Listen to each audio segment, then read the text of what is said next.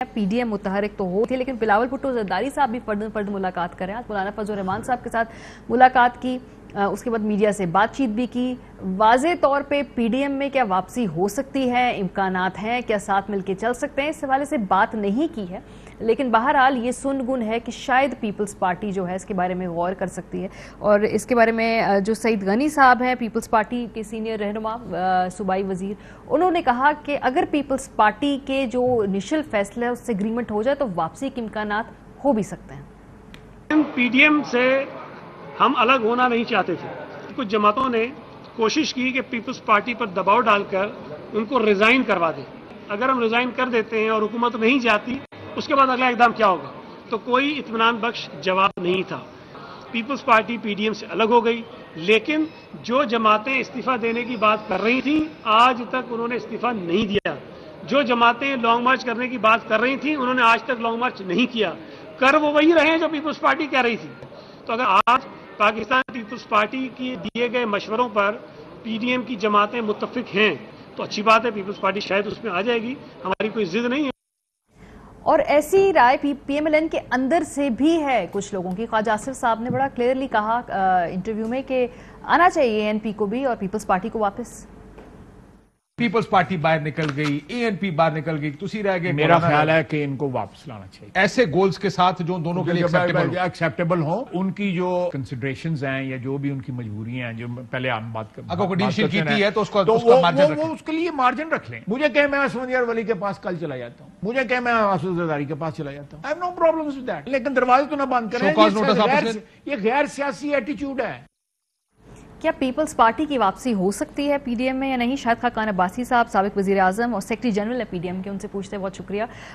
یہ کیا گفتگو جو ایک ریومر مل ہوتی ہے، پولیٹیکل ریومر مل یا ایک تجزیوں کے بنیاد پہ لوگ کہتے ہیں، کیا پیپلز پارٹی واپس پی ڈی ایم کے اندر آنے کے لیے کچھ امکانات ہیں اس کے؟ کیا کوئی بات چیت ہو رہی ہے؟ اس حوالے سے رابطے ہو رہے ہیں؟ یہ ایک نان ایشو ہے، نہ کبھی پی ڈی ایم میں ڈسکس ہوا ہے اور نہ ہی پیپلز پارٹی نے کبھی اس رائے کا اظہار کیا ہے. اچھا. لیکن کمنٹری سارے کرتے ہیں. پیپلز پارٹی خود چھوڑ کر گئی تھی، انہوں نے اعتماد توڑا تھا ایک اتحاد کا. اس اعتماد کو بحال کر دیں تو ہر ایک کے لیے دروازہ کھلا ہے.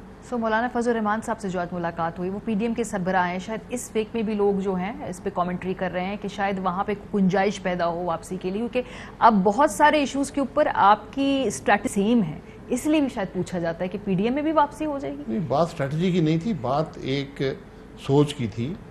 ایک فیصلہ تھا پی ڈی ایم کا جس کی وائلیشن کی پیپلز پارٹی اور اے این پی نے، اور اس کے بعد جب ہم نے ان سے پوچھا تو وہ چھوڑ کر چلے گئے. اب وہ واپس آنا چاہتے ہیں. ہماری اپوزیشن میں اسٹریٹجی ایک ہی ہے، اس میں کوئی فرق نہیں ہے. لیکن پی ڈی ایم کا حصہ پیپلز پارٹی اور اے این پی اس وقت نہیں ہے، اور نہ ہی ایشو کبھی پی ڈی ایم میں ڈسکس ہوا ہے اور نہ ہی اے این پی یا پیپلز پارٹی نے اس رائے کا اظہار کیا ہے کہ وہ آنا چاہتے ہیں. ٹھیک ہے. سو آلموسٹ نان ایشو. چلیں آگے بڑھتے ہیں. ایک نئی ڈیولپمنٹ یہ ہوئی ہے کہ وزیر اعظم عمران خان نے تھرو اسپیکر قومی اسمبلی دوبارہ ایک اتفاق کی رائے پیدا کرنے کی کوشش کی ہے. شہباز شریف صاحب کو خط لکھا ہے، مشترکہ مفادات کی تمام اہم اصلاحات پر پارٹی سیاست سے بالاتر ہو کر جامع فیصلہ سازی اور اتفاق کی رائے پیدا کرنے پر زور دیا ہے. ساتھ ساتھ یہ بھی کہا ہے کہ جو اپوزیشن حکومت کو مفاد کے لیے جو قومی ہے پارٹی مفادات سے بالاتر ہو کے اتفاق رائے کرنا چاہیے ہے. اور جو 20 نومبر کو جو اجلاس بلایا جا رہا ہے، ارادہ ہے بلایا جائے گا کہ نہیں معلوم، اس میں 28 بل منظور کیے جائیں گے. اس حوالے سے اپوزیشن سے باقاعدہ طور پہ تعاون مانگ لیا ہے. شاہد خاقان بھائی صاحب اس کا جواب دیں گے شہباز شریف صاحب اس خط کا؟ یا جی بالکل جواب دیں گے، اور جواب پہلے بھی دے چکے ہیں، کوئی نئی بات ہے نہیں.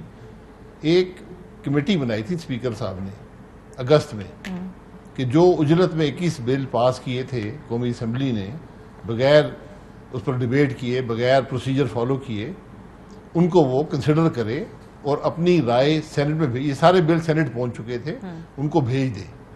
اس کمیٹی کی صرف 3 میٹنگز ہو سکیں. حکومتی وہاں کوئی آدمی آتا نہیں تھا، ایک مشیر آتے تھے اور وہ ہمیشہ ادھر ادھر کی باتیں کر کے 3 میٹنگز ہوئی. آخری میٹنگ سپٹمبر 9 کو ہوئی، اس کے بعد کوئی میٹنگ نہیں ہوئی. اب مسئلہ یہ ہے کہ اگر آپ واقعی مخلص ہیں یہ معاملات متفقہ طور پر طے کرنے کے لیے، تو اس کا حل بڑا آسان ہے کہ اسی کمیٹی کو جو بلز ہیں وہ دے دیں، اور جو انتخابی اصلاحات کا بل ہے اس کا ایک نظام بنا ہوا ہے پارلیمان کا کہ ایک پارلیمنٹری کمیٹی بنتی ہے جس میں ہر جماعت کی ریپرزنٹیشن ہوتی ہے، اور وہ عددی برتری کی بنیاد پر نہیں، وہ دلیل کی بنیاد پر متفقہ انتخابی اصلاحات کرتی ہے. کیونکہ انتخابی اصلاحات وہ چیزیں ہوتی ہیں جو مستقل ہوتی ہیں، وہ ایک وقت کے لیے نہیں ہوتی. تو اس میں یہ کبھی نہیں ہونا چاہیے کہ آج آپ انتخابی اصلاحات کر دیں، کل کوئی حکومت آ کر بدل دے. تو یہ طریقہ ہے. یہ تو ویسے حکومت نے کمیٹی کے لیے نام تو مانگے تھے پیپلز پارٹی سے بھی، آپ لوگوں سے بھی، تو پچھلے سال بھی ایکسرسائز ہوئی تھی جس میں خط لکھا تھا انہوں نے، جس پہ آپ لوگوں نے نام نہیں دیے تھے، پیپلز پارٹی نے نام دے دیے تھے. وہ کون سی کمیٹی تھی؟ کوئی اصلاحات کی کمیٹی نہیں تھی؟ نہیں، وہ کوئی اور کمیٹی تھی. کمیٹیاں بنتی رہتی ہیں. انتخابی اصلاحات کی پارلیمانی کمیٹی بنتی ہے جو اسپیکر صاحب بناتے ہیں. اس میں سینیٹر بھی ہوتے ہیں، ایم این ایز بھی ہوتے ہیں. اور جو آخری دفعہ بنی تھی اس میں سے شاید 30 یا 32 ممبران میں سے صرف 13 حکومت کے تھے. اکثریت جو تھی وہ حکومت کی نہیں تھی. اور اس نے متفقہ طور پر 117 میں کر کے انتخابی اصلاحات متفقہ طور پر منظور کی تھی. انتخابی اصلاحات کا یہ طریقہ ہوتا ہے. تو ابھی اس وقت کیا سچویشن ہے؟ کیونکہ حکومت یہ کہتی ہے کہ آپ لوگ اعتراض تو کرتے ہیں لیکن آلٹرنیٹ پلان کوئی لے کر نہیں آتے. مطلب اگر آپ کو اصلاحات پہ اعتراض ہے تو کوئی آپ کی طرف سے تجاویز نہیں آتی. ای وی ایم پسند نہیں ہے، ٹھیک ہے، آلٹرنیٹ پلان کیا ہے یہ آپ بتاتے نہیں ہیں. آپ پارلیمنٹ کو چلنے نہیں دینا چاہتے. آپ نے متفقہ طور پہ فیصلہ کر لیا. کون سی جگہ پہ بتائیں؟ سڑک پہ بتائیں، پریس کانفرنس کر کے بتائیں. پارلیمانی کمیٹی ہوتی ہے، پہلے دن سے کہہ رہے ہیں پارلیمانی کمیٹی بنائیں. یہ الٹے سیدھے بل مت لے کر آئیں. اس حکومت کا ہر عمل، ہر بات بدنیتی پر مبنی ہوتی ہے. آج جو خط ہے یہ بھی مکمل بدنیتی پر مبنی ہے. کیوں؟ اس میں جو باتیں لکھی ہیں ان کے حقائق سے تعلق نہیں ہے. سو وہ کیا لکھیں آپ کو؟ وہ آپ سے کہتے ہیں جی ہمارے ساتھ تعاون کریں، اتفاق رائے پیدا کرنا چاہتے ہیں، ہمارے ساتھ بات کریں. اس میں غلط تعاون کیا ہوتا ہے؟ میں بھی کہتا ہوں مجھ سے تعاون کر لیں. طریقہ کار کیا ہے؟ کیا اسپیکر صاحب کو پتہ نہیں ہے کہ پارلیمانی کمیٹی بنتی ہے؟ کیا اس بارے میں بات کبھی نہیں ہوئی؟ یہ تو ہم نے اصرار کیا جب کہ زبانی باتیں مت کریں، خط لکھ کر بھیجیں آپ کیا چاہتے ہیں. تو پھر یہ خط آیا ہے، اس کا جواب ہم دے دیں گے. اور ہمارا جواب یہی ہے کہ پارلیمانی کمیٹی بنائیں جو انتخابی اصلاحات کو دیکھے. جو موجودہ کمیٹی ہے یہ باقی بلز کو دیکھ لے، بات ختم ہو جائے گی. آپ کو دو اعتراضات ہے. ایک تو آپ کو پروسیس پہ بھی اعتراض ہے، جو پروسیجر ہے وہ غلط ہے. دوسرا آپ کو اس پہ بھی اعتراض ہے کہ جو اصلاحات کے اندر کچھ چیز جیسے ای وی ایم کے اوپر ایشو ہو رہا ہے، یا انتخابی اصلاحات کے جو دیگر ایشوز اوورسیز ووٹنگ کی بات ہو رہی ہے، یا وہ ڈوئل نیشنلٹی والی جو ہے. اس پہ بھی پروسیس پہ بھی اعتراض ہے اور اس کے کانٹینٹ پہ بھی اعتراض ہے. کانٹینٹ پہ اعتراض ہوگا جب کمیٹی میں بل آئے گا کہ آپ کیا چاہتے ہیں، کیا چیز حل کرنا چاہتے ہیں. ای وی ایم سے کیا ہوگا، انٹرنیٹ ووٹنگ سے کیا ہوگا، کیا اس کے محرکات ہوں گے. سینٹ کے اندر جو ای وی ایم تھا اس پہ 37 اعتراضات الیکشن کمیشن نے داخل کیے. آئین کہتا ہے کہ الیکشن کرانے کی ذمہ داری الیکشن کمیشن کی ہے. یہ آئین کہتا ہے. وہاں پر حکومتی وزراء نے گالی گلوچ کی، دھمکیاں دی، آگ لگانے کی دھمکی دی الیکشن کمیشن کو. یہ بھی کی بات ہے، پرانی بات نہیں ہے، 2 مہینے ہوئے ہیں. تو جب رویہ یہ ہو تو پھر انتخابی اصلاحات آپ کیا کریں گے؟ آج آپ ای وی ایم کر دیں، کل ایک حکومت آئے گی بدل دے گی. اب روز نظام بدلیں گے. تو اس لیے ان چیزوں میں ڈیبیٹ ہوتی ہے. آپ بیٹھ کر نیک نیتی کے ساتھ ایک مسئلے کو حل کرنے کے لیے کوشش کرتے ہیں. وہ کہتے ہیں ڈیبیٹ بھی کی ہے، آپ کو ڈیمونسٹریشن بھی دی ہے، آپ کو بلا کر آپ کو دکھا بھی دی ہے، آپ کو کہا کہ اس کو ٹرائی بھی کر لیں، ٹیسٹ بھی کر لیں. آپ لوگ وہاں پہ کام کرنے دینا ہی نہیں چاہتے، آپ یہ ریفارمز لانے ہی نہیں چاہتے. آپ کو سوٹ کرتے ہیں. معذرت سے کہوں گا یہ مسئلہ ایک مشین کا نہیں ہے، یہ مسئلہ ایک الیکشن کے نظام کا ہے. اس کا کیا پلان ہے، اس کا کیا آلٹرنیٹ ہے؟ کمیٹی بنتی ہے نا. نہیں سر، آپ لوگ پتہ ہے کہتے ہیں، آپ کہتے ہیں کہ جی بالکل جو امپائر ہیں وہ پیچھے ہو جائیں، لیکن آپ کے پاس کوئی آلٹرنیٹ اس حساب سے پلان نہیں. آپ شروع کریں، اگر آپ ملک میں انتخابات چاہتے ہیں آپ آئین میں ایک ترمیم کر دیں کہ جو الیکشن سے انٹرفیئر کرے گا اس پہ آرٹیکل 4 آرٹیکل 6 کا نفاذ ہوگا.